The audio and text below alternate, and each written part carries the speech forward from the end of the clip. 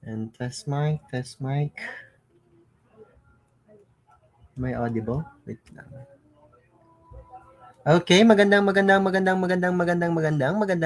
gabi po sa lahat. Good evening, good evening, good evening, good evening po sa ating lahat. Ayan, so ito po ang ating first live this 2026. And also, okay, ito na yung tamang oras para i-announce natin sa lahat na magkakaroon tayo, okay, ng 1 week straight live gabi-gabi every 8 p.m. Okay? Para naman maganda ang bungad ng ating 2026.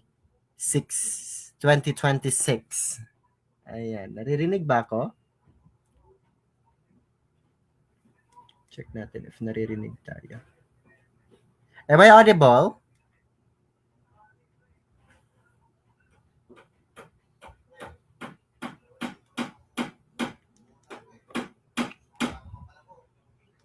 Okay, naririnig tayo. Ulitin ko, magandang gabi po sa lahat. Good evening po sa ating lahat.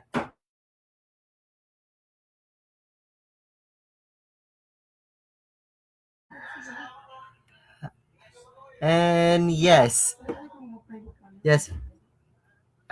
audible. Yes, audible tayo.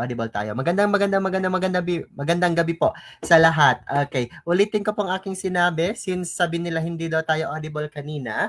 Okay, sige. Okay, ito po ang ating session 16, ang una nating session this 2026. At syempre, para naman nabigyan ng positive vibes ang ating 2026 para sa ating review, okay, napag-isip ko kanina na magbibigay tayo ng free review. Okay? Starting tonight until Sunday. So every night live po tayo this week, 8 p.m. onwards. At syempre, ayan, okay, magkakaroon tayo ng iba't ibang mga subjects, okay, na papasukan. At syempre, actual net question din ay ating pupukpukin. And yes, i-continue muna natin ngayong gabi ang law, governance, and politics. Siguro ngayong gabi, ito yung last or tomorrow. After that, mga actual net question po tayo gabi-gabi until Sunday. So, kapag may alam po kayo, may kilala po kayo na social studies major, ayan, na naghahanap po ng pwede nilang tambayan para sa kanilang review every 8 p.m. onwards. I-refer na po ito, i-share na po ang ating live, i-mention na po sila para makapasok po sa ating bardagulan na dito sa ating page. Ulitin ko, ito ay ating session 16. Ibig sabihin yan, ang ating 15 sessions po ay ready to be rewatch po. Pwede nyo na pong i-replay yan kapag kasama po kayo sa private group ng Coach Uzair, Social Studies Majorship Intensive Review. Ayan. So, ready na ang 15 sessions na inyong balik-balikan. At syempre, uploaded na rin po ang ating mga PDF files ng mga lectures natin. Okay? Meron na tayong file para sa Philippine history, world history, geography, sociocultural anthropology. So bukas siguro ibibigay ko rin po ang file ng laws, governance, and politics. So maybe meron tayong 80 or 100 questions na pwede nyong balik-balikan, ipaprint. Okay, kayo na bahala kung anong gagawin nyo dyan. Okay, so if I'm not mistaken, nagkaroon na tayo ng 60 items. Okay, na nagfo-focus sa subject na politics, law and governance, chuchu. So ngayon, magsisimula ang ating live sa 61. So before tayo magsimula, simple lang naman ang ating patakaran. Okay, sa ating live, all you have to do is to comment your answer. Be it letter A, letter B, letter C, or letter D, kayo nang bahala. Yes, at i-check natin kung alam nyo yung question. Kung if ever mapapansin ko na konti lang ang sumagot, it means bibigyan ko siya ng pangmalakasang rasyonale. Pero kung makikita ko naman na parang nasagutan na ng lahat, so no need na siyang explain ng bonggang-bongga. And yes, time check, 8:13 in the evening. Magsisimula tayo 8:15. Paki-share ng ating live, paki-mention ng ating mga kaibigan. Yes. At syempre, paki-comment po. Paki-comment na rin po. Okay, kung taga saan sila sa Pilipinas, matatagpuan dahil tayo ay magsa-shoutout. Shoutout po kay Shekina Glory Silagan. Shoutout kay Jai Abdullah. kay Jonel Giliano, ayan, kay Hazel de los Reyes, kay Sir Gerald, ayan, kay Shang Patiag, kay Maricel baby ko ever since session 1, present siya. Ayan. Out po kay Lloyd Rodriguez, Rauf Abdul, Len Alipin, Kawi Raima, Nasruddin Ahmad. Ayan, yes, yes. Bago ka lang ba sir naka-live ulit? Yes po, ito ang ating first live. Okay, ngayong 2026. Okay, shoutout din po kay Aiko Garay de los Reyes from Northern Samar. At kay, syempre, kay Zia Aisha from Kota Bato. Okay, humahabol po si Christian Cumpio from Leyte and John Chavez from Camarines Sur. Ayan, mula Luzon hanggang Mindanao, present na present po ang ating mga kasoksay. Yes, yes, yes. Sige, humahabol si Ma'am Riga from Zamboanga. Okay, 8:15 na, 8:15 na. Diretso na tayo. Okay, hindi na tayo magpapatagal. Sagutin na natin ang number 61. What is true of the One China policy? A. Maintaining diplomatic relations with the Republic of China. B. Acknowledging that the People's Republic of China consists of Taiwan, Macau, and Hong Kong. C. Acknowledging that the Republic of China consists of Taiwan, Macau, and Hong Kong. Or letter D, acknowledging that China is the People's Republic of China. Ayan, magbibigay tayo ng 10 seconds para i-comment ang inyong mga sagot. Habang nag-comment kayo ng inyong mga sagot, shoutout natin itong si Liza Cubelo from Teresa Rizal. Shoutout din po kay John Erwin de la Cruz. Ayan, pa-shoutout daw po kay Rika. Hello, hello Rika. Ayan, hello po sa iyo. Naway maganda ang iyong gabi tonight. Shoutout din kay Ortigero from Pangasinan, kay Claude from Palawan, at kay Darwin from Kota Bato. Ayan, sige, focus muna tayo dito sa number 61. Ano daw po? Okay, ang totoo. Kapag mababasa natin, makikita natin ang One China policy. Ito ba ay, okay, pumapatungkol sa pag-maintain ng diplomatic relations with the Republic of China? Ito ba ay pumapatungkol sa pag-acknowledge ng People's Republic of China na nagko-consist ng Taiwan, Macau, at Hong Kong? Or itong letter C, acknowledging that the Republic of China consists of Taiwan, Macau, and Hong Kong. Or letter D, acknowledging that China is the People's Republic of China. Sige. Okay, check natin ang comment section. Ayan, may sumagot ng letter A. Okay, maintaining diplomatic relation with the Republic of China. May sumagot ng letter B, acknowledging that the People's Republic of China consists of Taiwan, Macau, and Hong Kong. At syempre, ayan, hindi magpapatalo itong si letter C, may sumagot ng letters at letter D. Perfect. Okay, number 61 pa lang po, ayan, fruit salad na ang atake natin. Hindi tayo tinantanan ng fruit salad dahil may sumagot ng letter A, letter B, letter C, at letter D. Mekos-mekos ang kanilang sagot at dahil dyan kailangan nating mamukpok para matandaan ang sagot. Sige, aalisin. Add one out tayo. Keyword, One China policy. One China policy. Okay?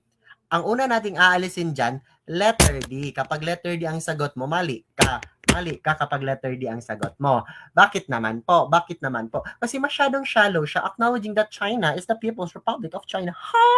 Okay, masyadong nakaka-stress kapag yan ang sagot mo, kaya pukpok ka sa akin. Okay, between letter A, letter B, at letter C, nandyan po ang sagot, pero syempre, aalisin din natin ang letter A, maintaining diplomatic relations with the Republic of China. Okay, shout out sa'yo na sumagot ng letter A. Medyo marami kayo. 1, 2, 3, 4. Ito ang unang pukpok ninyo this 2026. Yes. Kung hindi ka pa napukpok ng ibang tao, plus ako ang pupukpok sa'yo this 2026 para mapaayos na ang iyong mga sagot-sagot tonight. Okay? Hindi yan po Okay? Ang ibig sabihin ng One China policy. So, check natin ang letter B or letter C. Okay? Letter B at letter C. Acknowledging that People's Republic of China consists of Taiwan, Macau, and Hong Kong. Or letter C, acknowledging that the Republic of China consists of Taiwan, Macau, and Hong Kong. So, between letter B at letter C, sige, magbibigay ako ng 5 seconds para mag-comment ulit. Mag-comment ulit ng inyong mga sagot. Ayan, sige, matigas pa rin ang ulo nila. May sumagot pa rin ng letter B, may sumagot pa rin ng letter C. Ayusin niyo po, ayusin niyo po. One China. Nang dahil dito, pinapakita po na isang bansang malakas ang China. Siyempre, ang ating sagot po na may flowery words na People's Republic. Bakit kayo sumasagot ng letter C? Okay? Ba't kayo sumasagot ng letter C? Republic lang yan siya. Dapat may People's Republic. Ayan. Para maganda. Ganon tayo. Sige. Alisin natin yan siya. Okay? So, mga sumagot ng letter A, letter C at letter D, kayo po ang unang mapupukpok sa gabing ito. Dahil ang sagot natin ay letter B. Acknowledging that People's Republic of China consists of Taiwan, Macau, and Hong Kong. Tandaan nyo po, meron tayong People's Republic of China. Yan po yung One China policy. Ganon siya. Okay? Okay? Ganon ka-importante ang may salitang people. Yes. Number 62. What is the power of the state to take property for public use with just compensation? Kaya ano kayang sagot natin din eh? A. Police power. B. Eminent domain. Letter C. Taxation. Or letter D. Judicial review. Ayan. Kakabagong taon pa lang daw po. Galit na naman si Sir. Hindi tayo galit. Naiinis lang tayo sa mga taong hindi marunong mag-comprehend. Ayan. Dahil, ito ang ating first live sa gabing ito. Syempre, magiging demure muna tayo. Okay, kulang muna ang ating mga gesture. Kulang muna ang ating mga pagsusuntok. Ayan. Kapag may mga paengot-engot sa pag-answer, hindi muna natin silang pupukpukin ng ating mahiwagang pamukpok. Sasampalin lang muna natin. So, gano'n lang tayo ka-chill. Okay, shout out po kay Carlo Febrero Sebug. Tapos na ako sa part na nagre-review. Hehe.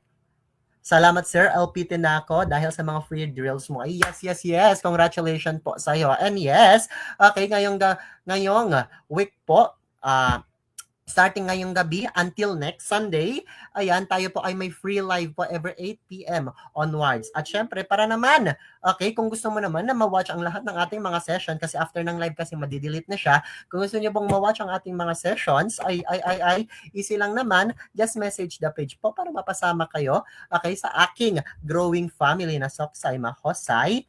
Yes, 3.0. Ayan, tama na ang kudaan.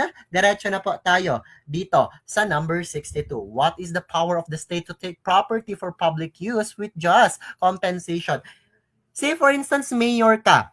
Okay, isipin mo mayor ka ngayon. Okay, tonight, promoted mo na ang iyong pamumuhay, naging mayor ka. At syempre, bilang isang mayor, napansin mo na ang daang iyan ay, okay, masyadong masikip. Ay, sana all masikip. Masyadong masikip dahil sa mga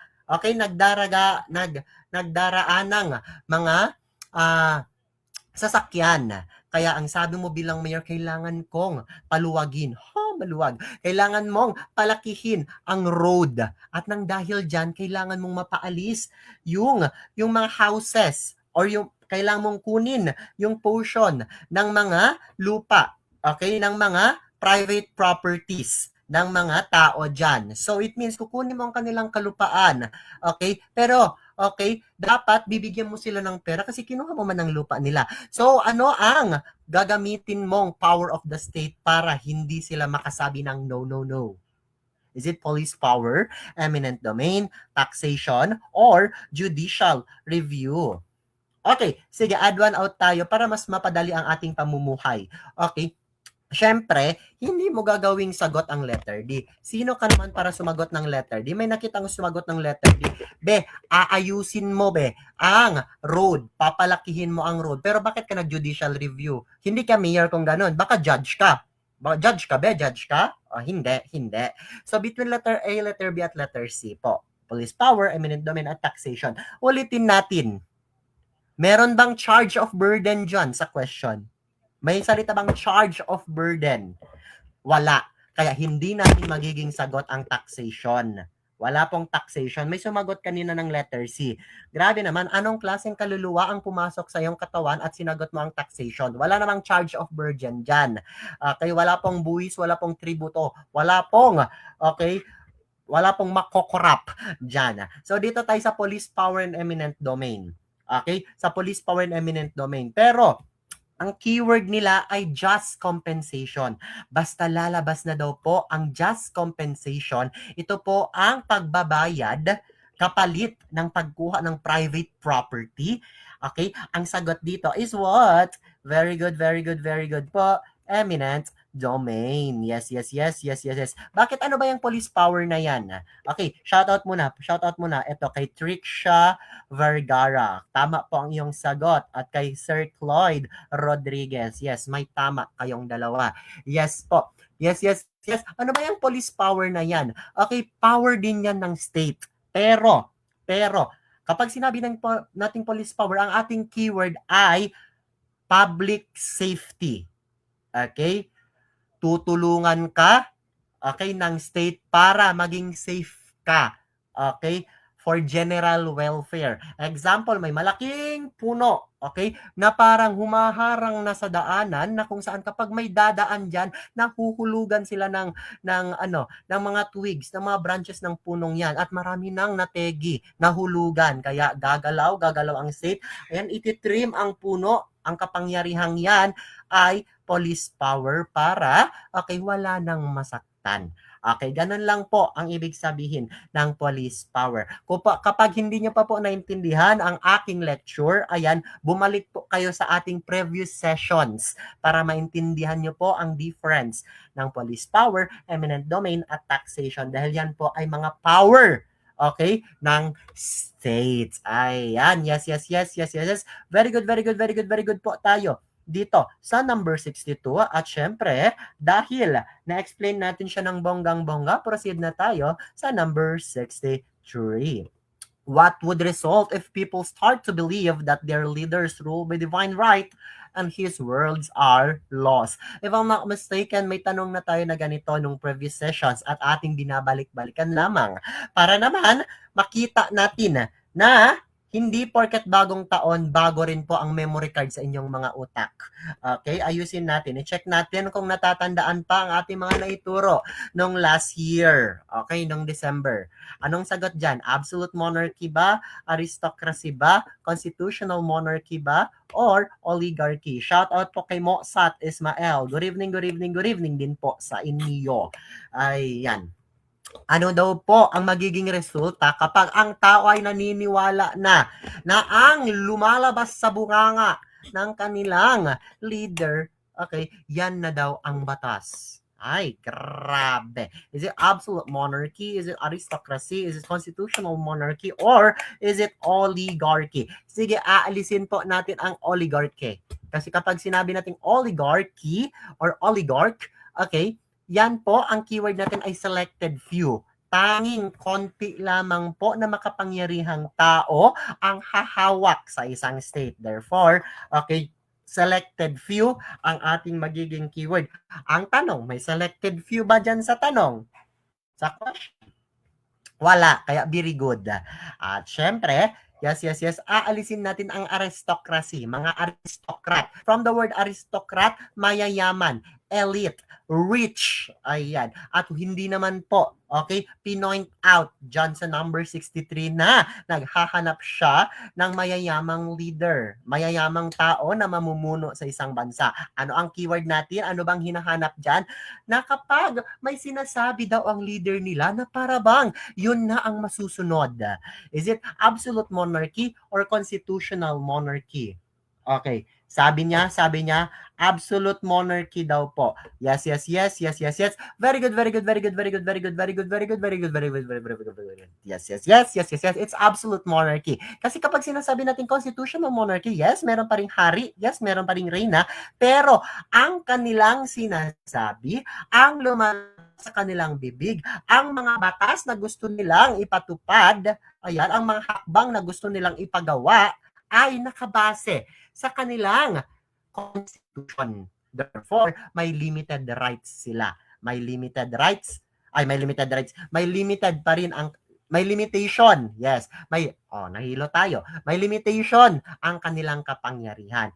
Hindi katulad ng absolute monarchy na kung ano ang kanilang sasabihin yun ang batas dahil sila ay may unlimited power. Yes, yes, yes. Kaya ang ating sagot din ay absolute monarchy. Ayan. Very good, very good, very good, very good po tayo. Ayan. Shout out natin ang mga may tama sa sagot na ito. Yes. Shout out natin ang mga unang nakasagot ng tama. Sino ang unang nakasagot? Yan. Yes. Si Bryce Lacier. Si Clofer Ejemplo. Ayan. Si Sia Rodriguez. Yina Tomayo. Ayan.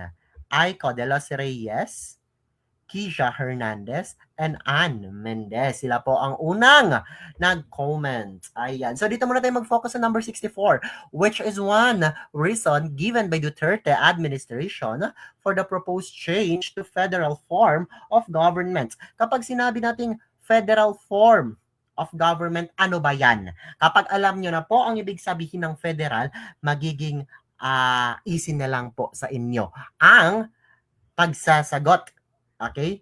Dito sa number 64. Syempre, kapag sinabi natin federalism, ito ay makikita natin sa United States of America na kung saan ang Estados Unidos ay mayroong 50 states. At syempre sa states na yan, okay, yung revenue, yung kita, yung pera nila, iikot muna dyan sa kanila at konti lang po sa mga kinita nilang revenue ang aakyat sa taas. Therefore, yes, okay, dyan muna sa local bago pupunta sa taas. Therefore, ang pera ay hindi mananakaw, hindi malalagay sa mga bag, hindi mailalagay sa bulsa ng mga kurakot na mga demonyo. At syempre, ayan, ang pera ay iikot at sarili mong region ang yayaman dahil sa sarili ninyong pera. Ayan, yan po ang ibig sabihin ng federalism. At syempre, add one out tayo para hindi natin, okay, makalimutan. Syempre, ang una nating alisin ay what? Yes, yes, yes, yes, yes. Aalisin natin ang letter C.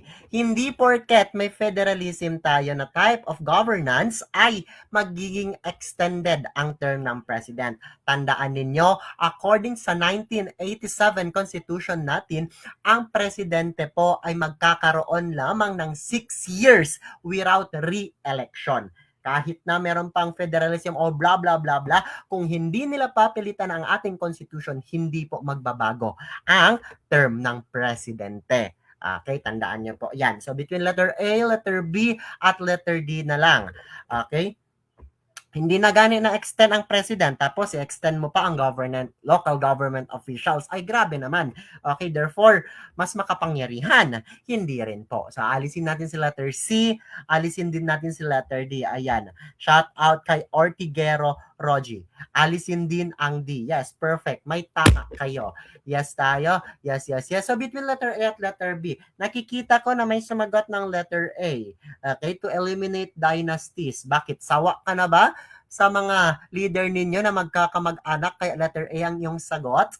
Okay, sige, hindi kita i-judge diyan. May sumagot din po ng letter B. Pero kapag mamimit ninyo ang actual let question na ito, ang ating isasagot po ay letter B.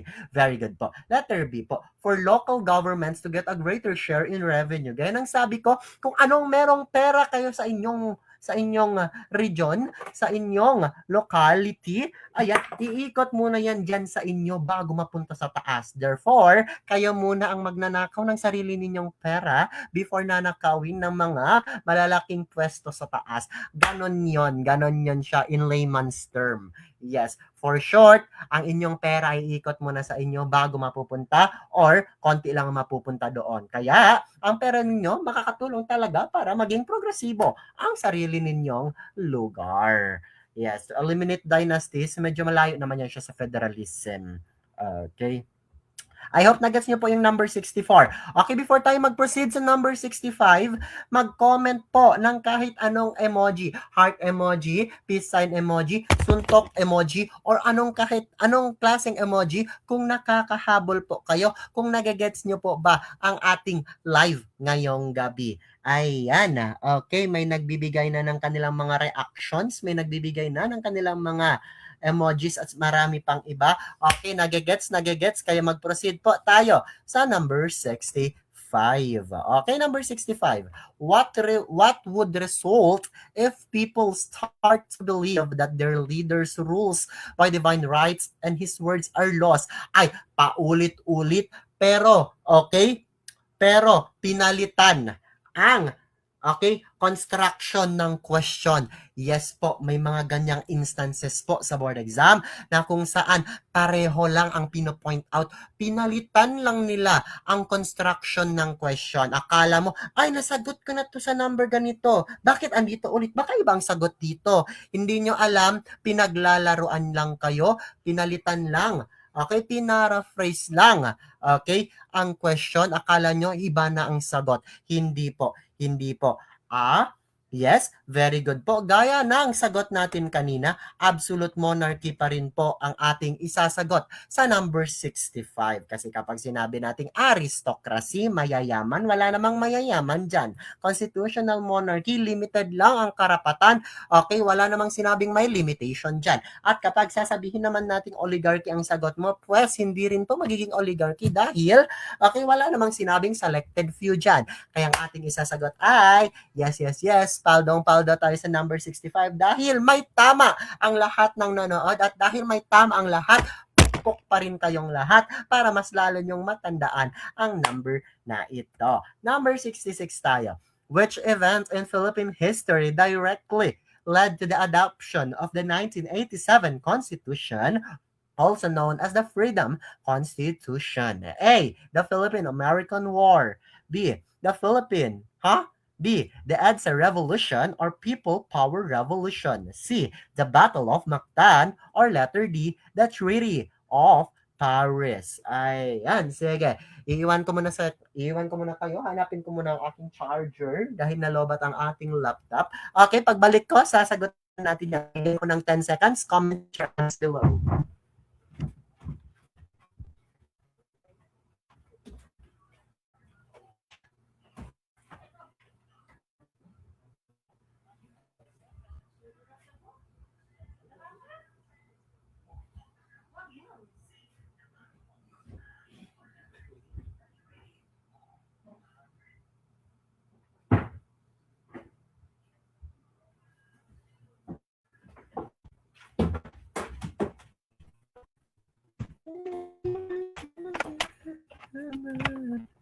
Wait lang. Anak dahil na yung lolo. Ayan, I'm back. Okay, which event in Philippine history directly led to the adoption of the 1987 Constitution, also known as the Freedom Constitution? A. The Philippine-American War. B. The EDSA Revolution. C. The Battle of Mactan. Or letter D. The Treaty of Paris. Ayan, sige. Gaya ng ginagawa natin kanina, add one out tayo.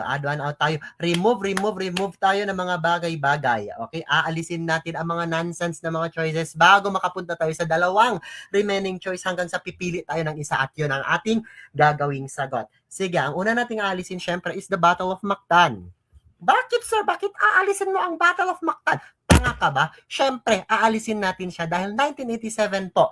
Okay, ang ating pinag-uusapan, hindi po 1521. Ang Battle of Mactan po ay 1521. Kaya wag mo yung isasagot. 19 po. 15, 19, almost 300 to 400 years po ang agwat. Ayan. Kaya mga sinasaniban lang po, mga dinidemonyo lang po ng kampo ng kadiliman ang sasagot ng letter C.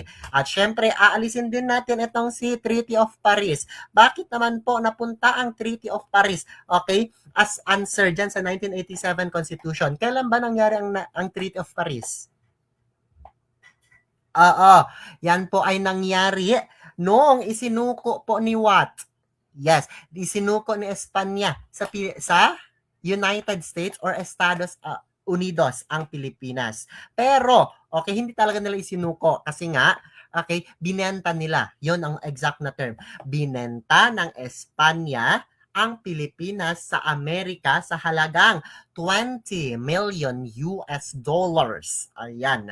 Yes. Yan po ay nangyari saan? Sa Treaty of Paris. Kaya tama po ang sinabi ni Sir Raymark Cerrito. Eliminate letter C and D dahil mga nonsense po ang sagot sa letter C and D. So papasok tayo dito sa sa letter A and B. Okay, which event in Philippine history led to the adoption of 1987 Constitution? Is it letter A or letter B?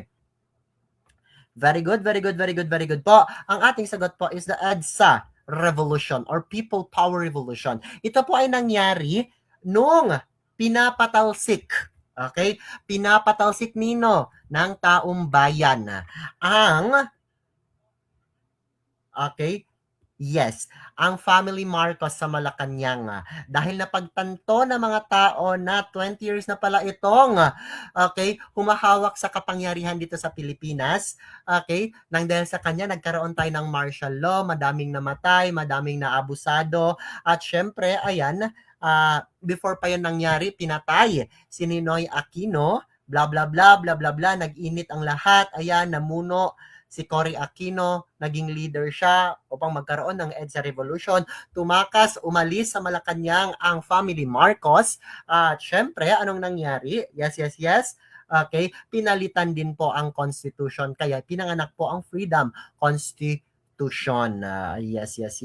At syempre, pinaalis na nga ang family Marcos. Ayan, pero binalik naman ngayon. This season. Ang galing nyo talaga. Pinabalik nyo talaga ang mga family Marcos. Basta ako, hindi ako magsasalita about yan. Okay. The Philippine-American War. Philippine-American War, medyo malayo naman siya kasi 1930s po ang Philippine-American War. Kaya wag na yan. Malayo siya, malayo. Okay, next tayo. Number 67. Ayan, number 67 tayo. Sige, what is the first Philippine Constitution and created during the fight for Philippine independence from Spain? A. 1987 Constitution. B. Malolos Constitution. C. Freedom Constitution. Or letter D.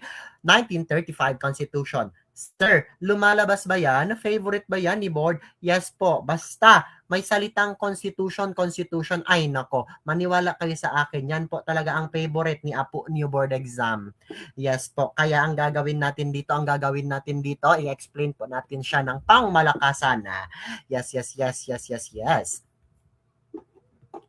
Okay, check ko muna ang inyong mga... Sige, add one out tayo. Hindi pwedeng isasagot ninyo ang 1987 Constitution kasi kaya-explain lang natin na ito ay nangyari.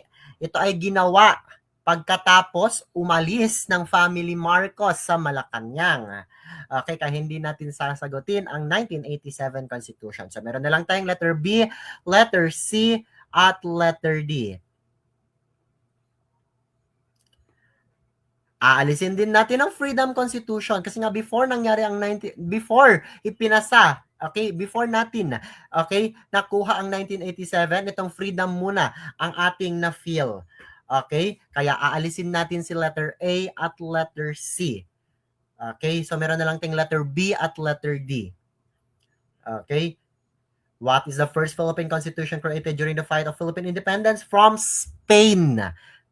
Okay, letter B ba or letter D? Tandaan nyo po.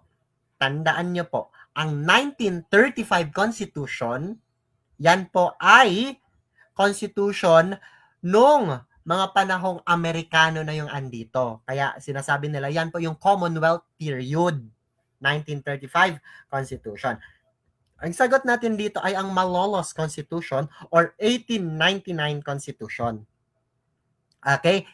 Tandaan natin, Malolos Constitution, 1899 Constitution. Sino? Okay, ang author ng Malolos Constitution, tandaan nyo nang po, saan niluto ang 1899 Constitution? Sa kaldero. Dahil ang author po ng 1899 Constitution ay si Felipe Calderon. Sino ulit ang author ng 1899 Constitution? Si Felipe. Yes, Felipe Calderon. Saan niluto ang Malolos Constitution or 1899 Constitution? Sa kaldero. Kasi nga, makikilala natin itong si Felipe Calderon. Yes tayo. So, since ngayon na alam na natin itong si Felipe Calderon pala ang sumulat ng Malolos Constitution, sino naman po ang sumulat, ang head ng pagsulat ng 1935 Constitution? Okay, tinatanong kasi sa board exam kaya kailangan ma-memorize nyo rin po. Sino ang sumulat ng 1935? Okay, klaro ba ang boses ko? Klaro ba?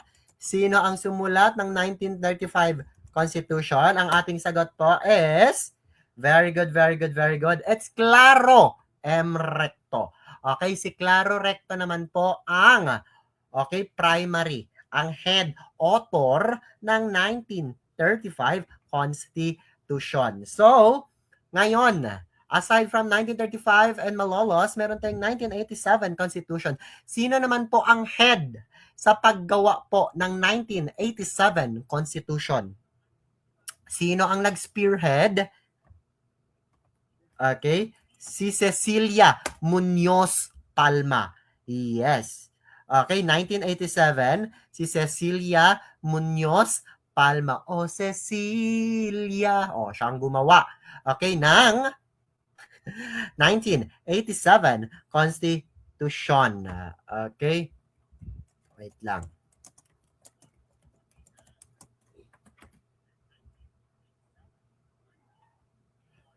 Okay, Cecilia Muñoz Palma. Okay, very good, very good, very good. I hope na gets nyo na po yan siya. Okay, additional information. Since social studies major kayo, hindi lang dapat yan ang inyong alam. Tandaan ninyo, noong Malolos Constitution, ang mga may karapatang bumoto lang po ay ang mga kalalakihan. Ulitin ko, Malolos Constitution, ang may karapatang bumoto lamang ay ang mga kalalakihan. Sir, kailan po nagsimulang pwede nang bumoto ang mga kababaihan? 1935 Constitution. Pwede na pong bumoto ang mga girlalo, ang mga babae. Okay? Ulitin ko, kalalakihan lang po ang pwedeng bumoto dito. At syempre, pwede kang ma-elect ulit. Okay? Okay, may addition. Example, president ka. Okay, gusto mong tumakbo presidente ulit. Pwede ka pang tumakbo sa Malolos Constitution. May re-election dyan. Next tayo, 1935 Constitution. Okay, pwede nang bumoto ang mga girly pie, ang mga kababaihan. Okay, sa 1973, okay, meron din pong 1973 Constitution. Ito ay Constitution during kanino? Kay Marcos. Pwede na pong bumoto ang mga hindi marunong sumulat at bumasa. Okay, kaya controversial po siya. Ulitin ko, 1973, pwede na pong bumoto ang mga hindi marunong sumulat at bumasa. Yes. Yes. At 1987, syempre ngayon na yan. Okay? Ngayon na yan siya. Okay? I hope na gets nyo po siya. Kaya ang sagot natin dito ay Malolos. 68. What type of government is ruled by a monarch but follows a constitution that limits royal power? Ayan, paulit-ulit tayo. Actually, actual let question to. At ito na lang po ang aking masasabi sa inyo. Favorite po ni board exam itong monarchy. Yung types of monarchy. Kung may more than 5 questions na focus lang sa types of monarchy, yes po, meron po talaga. At pinapalit-palitan lang po nila yung paggawa ng question. Pinapalitan lang nila yung question, pinaparaphrase lang nila, pero yung pino-point out nila pareho lang. Tingnan niyo dito. Okay? Hindi natin nagiging sagot ang absolute monarchy, pumunta sa constitutional monarchy. Pero syempre, na-explain na natin yan. Absolute monarchy, lahat ng lumabas sa kanyang bibig, yan ang batas. Constitutional monarchy, ang lahat naman po ng kanilang inuutos ay nakabase sa kung anong merong constitution sila. Yes, federal. Okay, republic, federalism to. Ito yung pag-divide into different states, into different region para, para ma-maximize ng sariling state, ng sariling region ang kanilang revenue. Okay, at democratic socialism, masyadong malayo yan dahil hindi po yan, walang royal power sa democratic socialism dahil ang power po ay nasa tao, demokratiko kasi, demokrasya, okay, power of the people, by the people, for the people, to the people. Basta may people, democratic socialism. Number 69 tayo. What is the highest law of the land in the Philippines? A. The Revised Penal Code. B. The Civil Code. C. The Constitution. Or letter D. The Local Government Code. Ano kayang sagot natin dito? Is it letter A, letter B, letter C, or letter D? Shout out sa ating almost 200 na live na nanonood sa ating session na ngayong gabi. Paki-share po ng ating live, paki-mention ng inyong mga kaibigan. At syempre, ayan, makisama na po at maki-comment. Okay? Kung ano ang inyong sagot sa number 69. Kung ikaw naman po ay hindi pa po nakapag-register sa ating private group para naman may unlimited na po kayo na power to rewatch every sessions that we have, just message the page. Okay, for more information. Actually, ngayon, session 16 na tayo. So, meron na tayong 16 sessions na focus po sa mga actual let questions na lumalabas sa board exam na uploaded. Okay? Na sa ating private group para ma-watch ninyo ng paulit-ulit until sa ma-memorize nyo na po ang lahat ng ito. At syempre, ongoing din po ang ating pagbebenta ng ating 1,000 concepts for social studies major.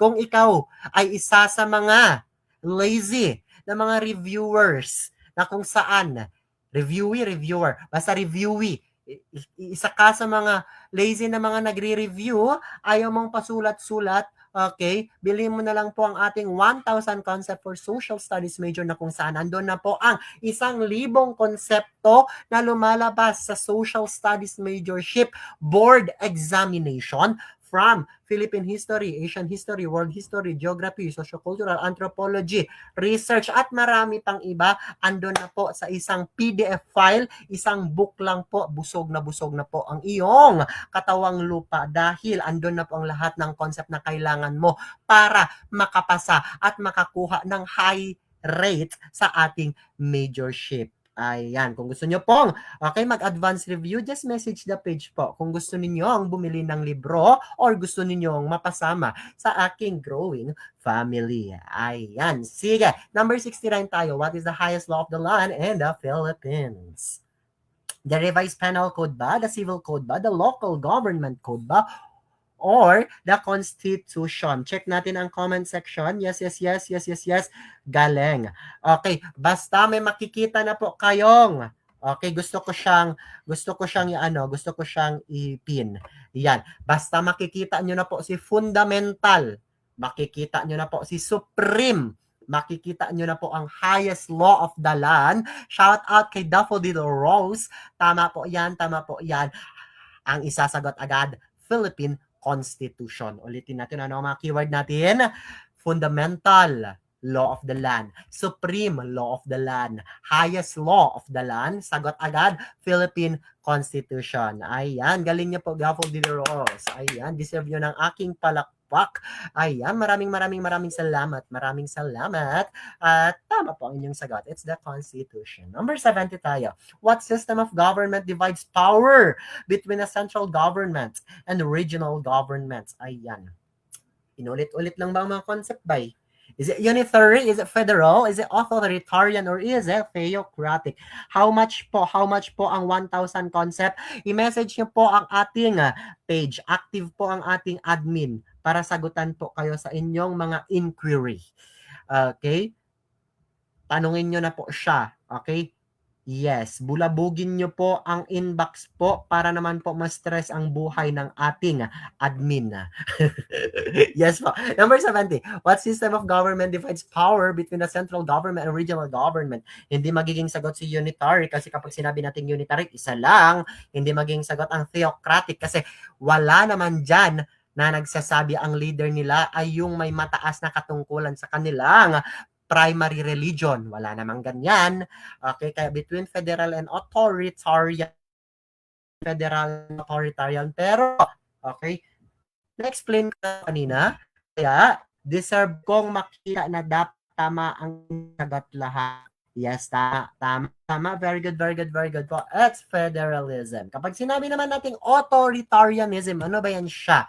Na-explain ko na po yan sa session 14, pero sige, explain ko pa rin. Kapag sinabi nating authoritarianism, may isang tao po. Siya po ang magiging leader. Siya po ang mamumuno. Sa kanya po ang lahat ng desisyon.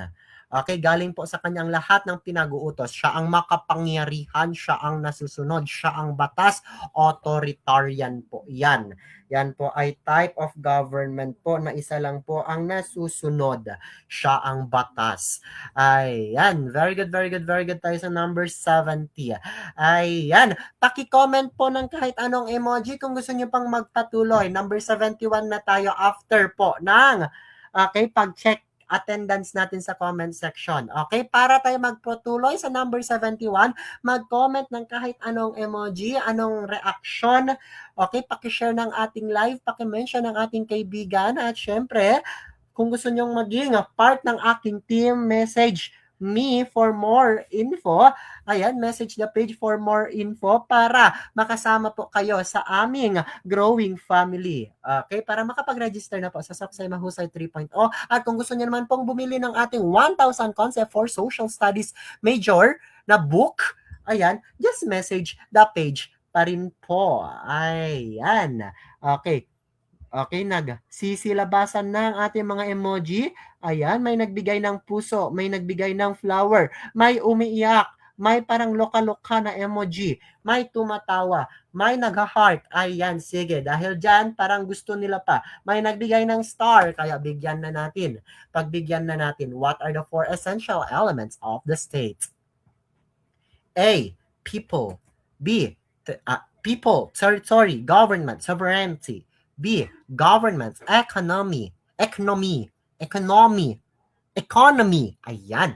Government, economy, culture, religion. C, military, constitution, laws, judiciary. Letter D, economy, resources, leadership, and freedom. Ano kaya yung sagot natin sa number 71? Ano kaya ang pinaka kailangan na elemento para matawag na state ang isang state?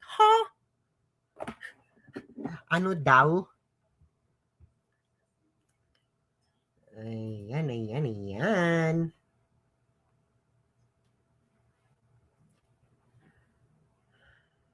Ayan. Parang tama ang sagot ng ating mga anak tonight. Okay? Parang nasa tamang landas kayo sa number 71. Kapag sinasabi po natin na 4 essential element of the state, okay? Ang 4 element ng state, syempre, hindi matatawag na isang bansa ang isang bansa kapag walang tao. Check. People. Hindi na matatawag, hindi makukompleto na matawag na isang state ang isang bansa kapag wala namang lugar.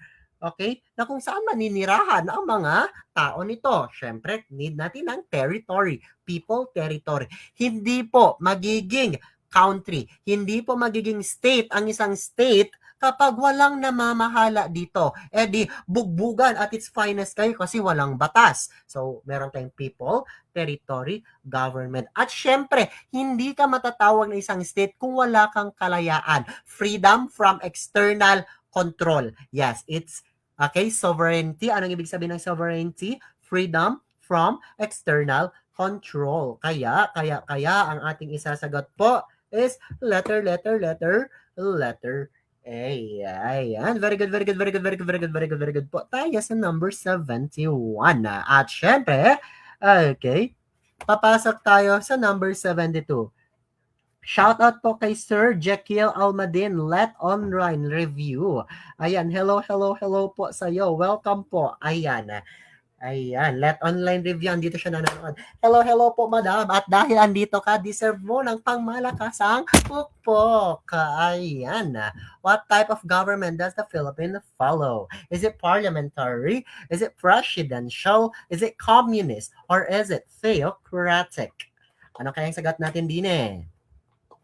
Ano kaya ang sinusunod ng Pilipinas?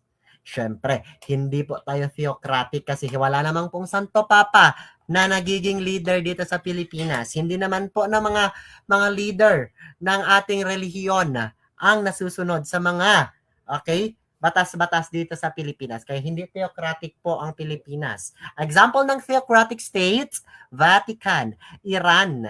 Ayan, anong tawag sa kanilang pinuno? Supreme leader.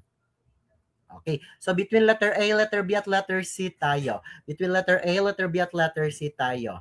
Aalisin natin ang communist. Kasi kapag sinabi natin communist, ang lahat ng ari-arian, ang lahat ng resources ay pagmamay-ari ng pamahalaan. Okay? Hindi naman po lahat ng ari-arian sa Pilipinas ay pagmamay-ari ng pamahalaan. Although ninanakaw nila. Pero, okay, hindi yun sa kanila. Hindi yun sa kanila. Okay? Kapag makikita mo ang isang bansang iyan, ang lahat ng ari-arian ay pagmamay-ari. Okay? Hinahawakan ng pamahalaan, communist po yan siya. Okay? Pero ang Pilipinas, hindi po ganon. Okay? Magnanakaw lang talaga. Pero hindi po sa kanila. Okay? So, between parliamentary at presidential tayo. Is it parliamentary or presidential? Ang tanong, dati na ba naging parliamentary ang Pilipinas? Okay, parliamentary government. Kung yes ang iyong sagot, ito ay during kaninong regime? Yes po, during the 1970s. Okay, during the 1970s, ayan, nung ang umuupo ay yung inyong favorite na presidente, na si Ferdinand Marcos Sr., ayan, nagkaroon po tayo ng government or parliamentary governance na kung saan ang executive branch at ang legislative branch ay nag-fusion. Okay, may isang house lang po ang executive at yes po. Okay, legislative. Yan po ay parliamentary. Pero napalitan yon nung umalis siya. Nung umalis siya, pinalitan at nagbalik tayo sa demokrasya. At kapag demokrasya, pumipili tayo. May kapangyarihan ng taong bayan, naging republic siya. Okay? Okay? Yes. Democratic Republic. At dahil may kapangyarihan ng taong bayan, may binoboto tayo na mag-serve sa atin. At ang isa sa mga may pinakamalaking pwesto ay ang presidente. Kaya ang ating sagot, yes. Letter B po. Yes, presidential. Ayan. Number 73, what form of democracy is practiced in the Philippines where officials are elected to represent the people? Ayan. A, direct democracy. B, a republican democracy. C, absolute monarchy. Or letter D, totalitarian. Yes. Hi, Coach. Thank you so much, LPT na 88.40 rating. At yun ay dahil sa'yo. Heart po sa'yo. Thank you. Congratulations po, Ma'am Marian Balange. At syempre, isa po yan siya sa aking mga babies na kung saan every session andito po talaga siya upang mag-comment ng kaniyang mga maling sagot. Pero ngayon nakatama siya. May tama siya. At 88. High rate po si Madam. At dahil mo yan, at dahil dyan, kailangan po natin magbabay sa kanya at bigyan siya ng ating farewell na pagpukpok. Bye-bye! Ayan, congratulations po, Ma'am Mariam. Okay, sige, number 73 tayo. What form of democracy is practiced in the Philippines? Nasagot na natin to. Ang ating sagot po dito ay, very good po, Republican democracy. Hindi ko na dapat yan i-explain kasi masyadong easy na yan. Kaya diretso na tayo number 74. who is known as the primary author of the Malolos Constitution? A. Clara M. Recto. B. Felipe Calderon. C. Carlos P. Garcia. And Diosdado Macapagal. Or letter D, Cecilia Muñoz Palma. Okay, kung nakikinig kayo sa aking explanation kanina, chicken na ito sa inyo kasi pinaulit-ulit ko pa. Saan niluto ang Malolos Constitution? Saan niluto ang 1899 Constitution? Sa loob ng Caldero. Kaya ang ating sagot po ay Felipe Calderon. Ayan. Clara M. Recto, 1935 Constitution. Felipe Calderon, 1899 Constitution. Ang nag-spearhead sa paggawa. Okay, ang nag-spearhead sa paggawa po ng 1973 Constitution. Yes. Garcia and Macapagal. Pero hindi sila ang gumawa talaga, ha? Cecilia Muñoz Palma, siya naman po ang nag-spearhead sa paggawa ng what? Okay, 1987 Constitution. Palakpakan po natin. Okay, at syempre napapansin po natin na hindi na po, inaagaw ng masasamang espiritu ang inyong mga pag-iisip at nasa tamang landas na po ang inyong mga comments. At dahil dyan, okay, deserve nyo pong palakpakan. Okay? Syempre, sana magpapatuloy yan sa number 75. Which law signed under Duterte's administration aimed to restructure the tax system? A. Create law. B. Sin tax law. C. Train law. Or letter D. Bayanihan law.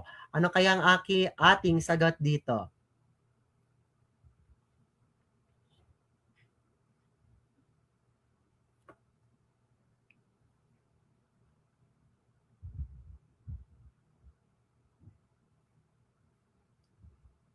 Okay.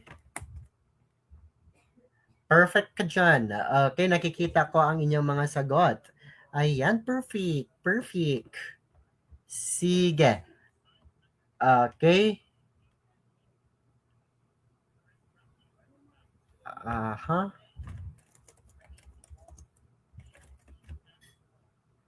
Ayan, may sumasagot ng letter B, may sumasagot ng letter C, marami ang sumasagot ng letter B.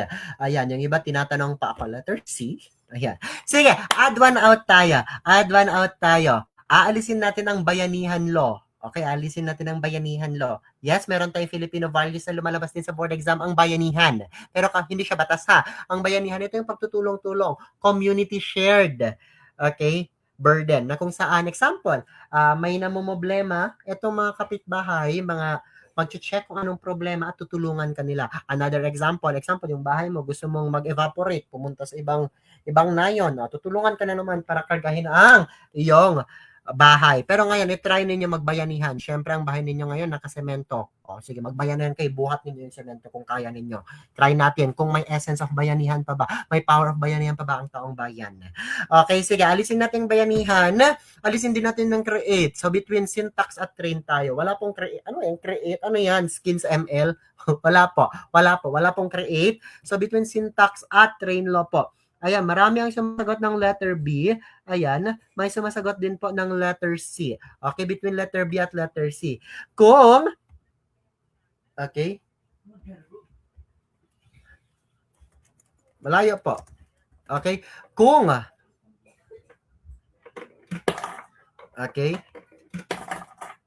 kung, saan na yun? Kung ang sagot mo po ay letter B, ayan, kung ang sagot mo po ay letter B, pukpok ka sa akin. Dahil wala pong syntax law. Okay? Wala pong syntax law under Duterte's administration.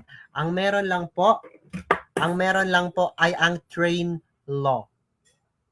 Okay? Train law po. Ang tanong ng taong bayan, Sir, ano po ang ibig sabihin ng train law? Yes po, hindi po yan train na kung saan inaano nyo lang. Okay? Dahil train, pag gagawa ng train. Hindi po. Okay?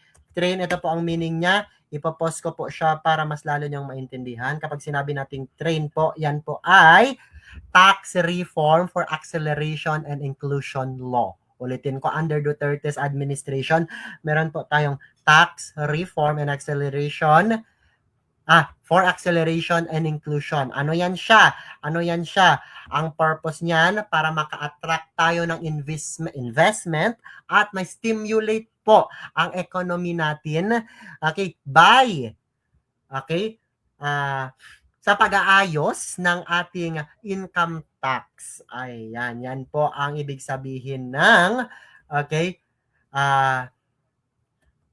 ng train law.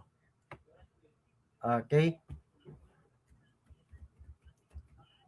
So, ang vision kasi ng Duterte administration, maalis na yung extreme poverty. So magkaroon tayo ng inclusive institution na magkakaroon ng equal opportunities to all.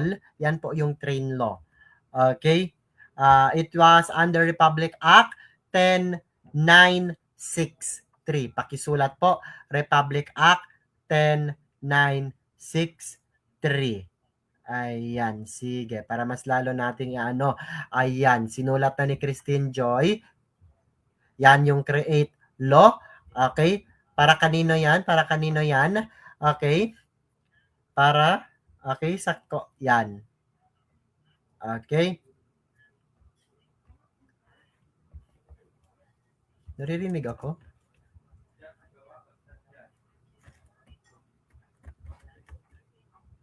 Am I audible?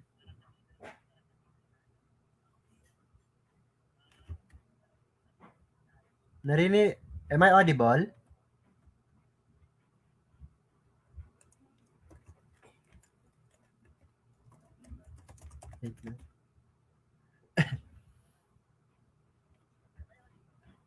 Ayan, naririnig daw tayo. Naririnig daw tayo. Yes, yes, yes, yes, yes, yes. Okay, so ang sagot po natin dito is train law po ha. Train law po ang ating sagot po. Yes.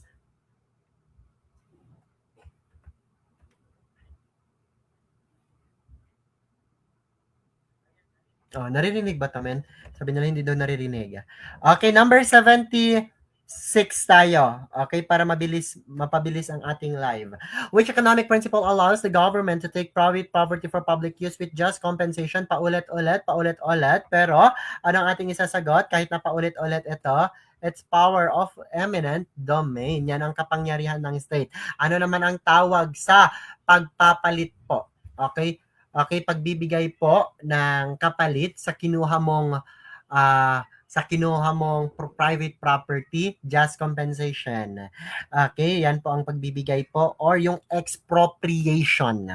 Okay, expropriation. Ayan, number 77 tayo.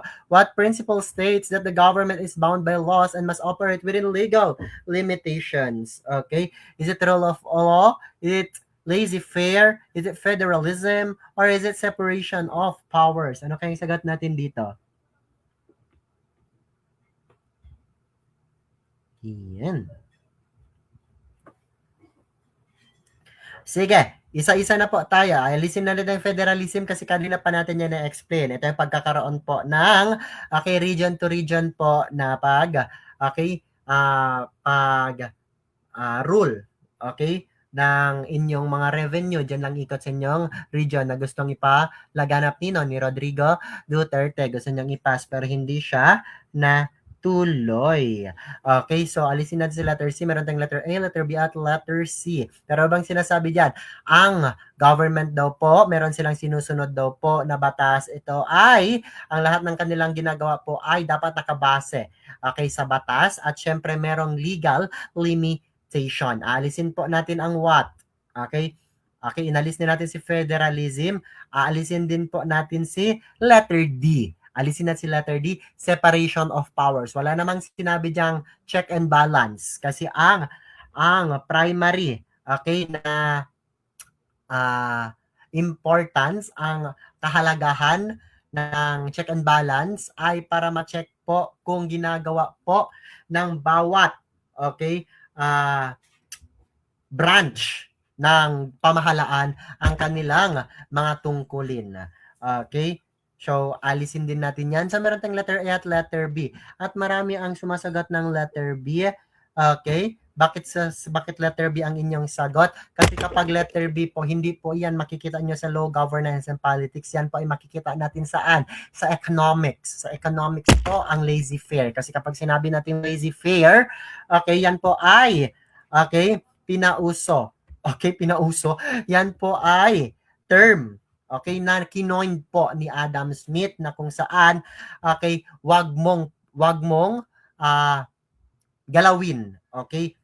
Ito yung sinabi ni Adam Smith na kung saan ang market daw po, okay, kahit na, okay, hindi bibigyan ng intervention ng pamahalaan, ang market gagalaw at gagalaw ito na para bang may invisible hand, okay, dito na nag-aayos dito. So kapag sinabi nating laissez-faire naman po, okay, minimum intervention of the government saan?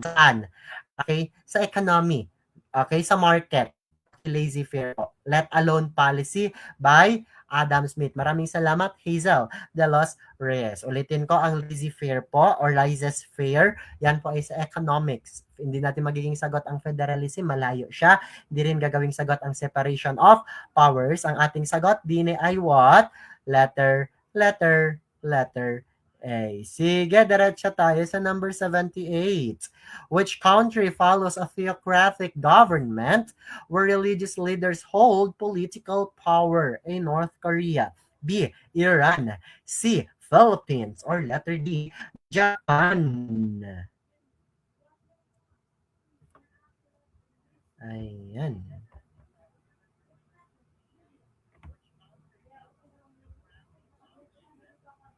Okay, very good po. Ang letter A, totalitarianism. Ulitin ko, North Korea, totalitarianism. Tinatanong din yan.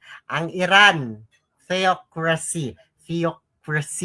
Japan, okay, hindi naman siya tinatanong always, pero ano daw po ang old name ng Japan? Yan ang tinanong sa Japan. Okay, kung board exam specific tayo. Alam ko naman, okay, ang Philippines naman po, alam nyo na yan kasi taga dyan kayo. Okay, Republican Democracy. Ang sagot dito, Iran. Pero, okay, alam niyo ang sagot dyan, Iran. Pero palitan natin, ano ang old name ng Japan? Sige, paki-comment.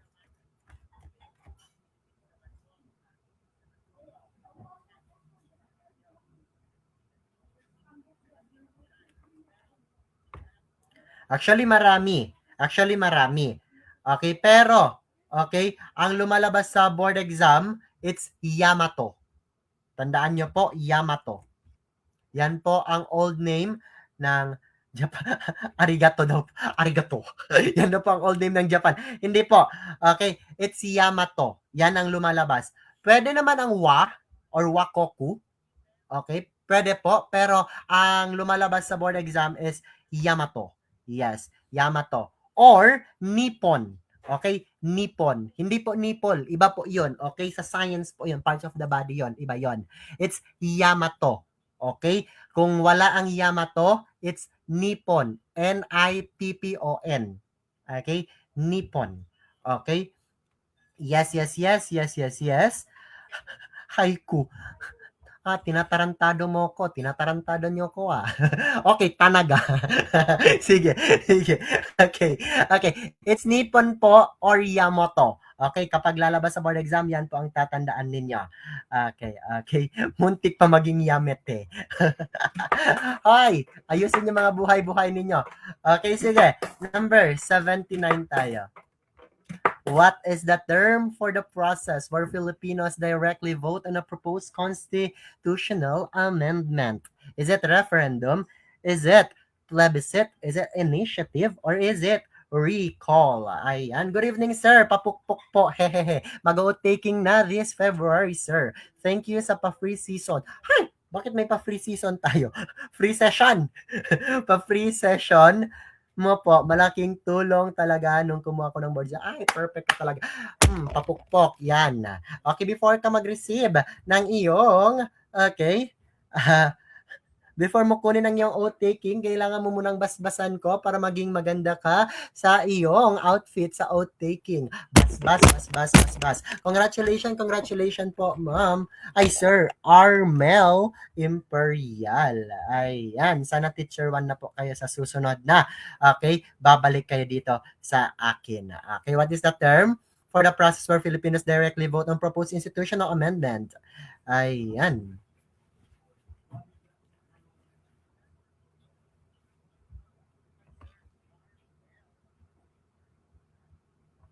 Okay. Sige. Comment.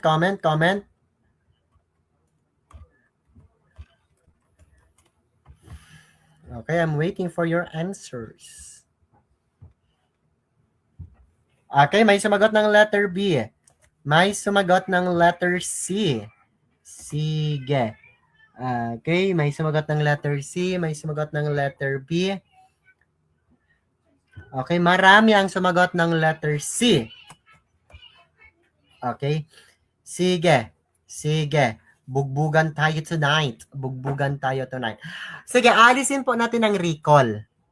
Okay? Alisin natin ang recall. Kasi kapag sinabi nating recall, ang pagpapaalis, okay, sa may posisyon.